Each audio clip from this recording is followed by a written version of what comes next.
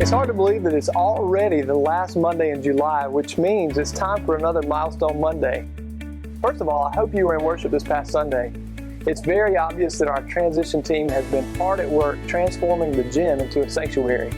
There's new carpet, comfortable chairs, staging to elevate the choir, pulpit, and band, some new lighting, and the banners from the old sanctuary. Not only will the new carpet help with the noise level by dampening the sound of foot traffic, but it will be taken up at the end of our time in the gym and reused in other places on our campus. Although we never anticipated worshiping the gym for such an extended period of time, these changes will make life more comfortable during the rebuild.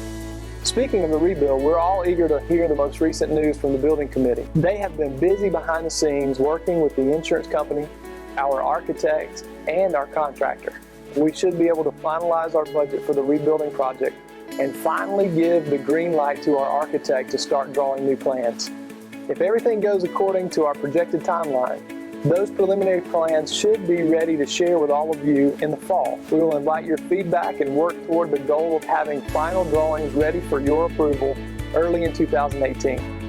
Construction will begin very shortly after that, and although there will be lots of variables between now and then, if everything goes smoothly, we could move into the new sanctuary and gathering space in the first half of 2019. So far, this Milestone Monday sounds like our focus has primarily been inward, on things that only impact our congregation.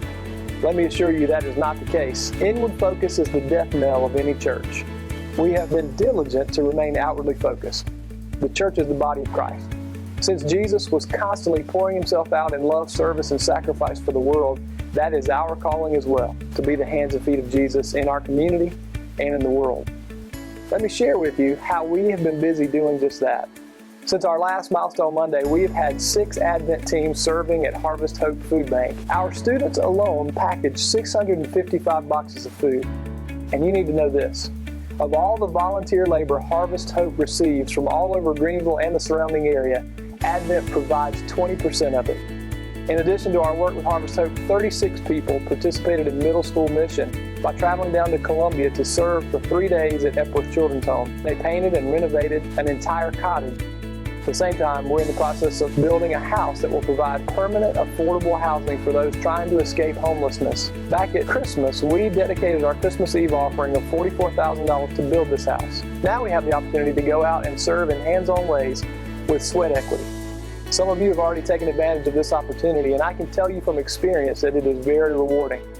On the day I went to serve, my wife and I helped put on vinyl siding. That was rewarding in and of itself, but the best part of the experience for me was getting to know some of the young men who work for Homes of Hope.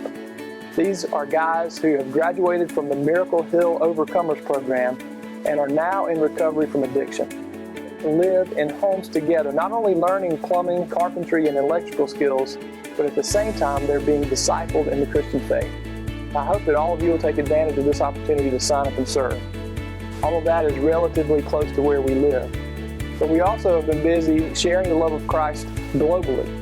We just had a team of 10 people return from Cuba, and right now we have 21 who are in Guatemala working with Mission Guatemala. All that to say, we are not content focusing on ourselves. God has called us to more than that. I'm so proud to be a part of a church that always puts faith into action, because that's what Jesus has commanded us to do. Here are 2 more upcoming ways to serve. We need more people to participate in our welcome ministry, to serve as greeters. Every Sunday is someone's first Sunday. In fact, some of them will have had a horrible week. Some of them will be giving church and God one last chance. And the welcome they receive when they show up will make a world of difference in how they experience God and worship. Please consider serving in that way. Also, we now have 5 bridge homes that provide a temporary step for families escaping homelessness. We've already had 55 people live in these homes. And out of the 12 families who have lived in our bridge homes, 11 of them are success stories. Families who have moved on into their permanent housing and are now making it on their own. That's a 92% success rate. Each time a family moves out, we need people who are willing to go in, paint, repair, and prepare to transition each house into a home. I hope you'll consider joining the House to Home team. More details will come soon about that. One more thing, starting August 13th, we'll have a new sermon series called Go Fish, because a lot is on the line. I hope you'll invite your friends.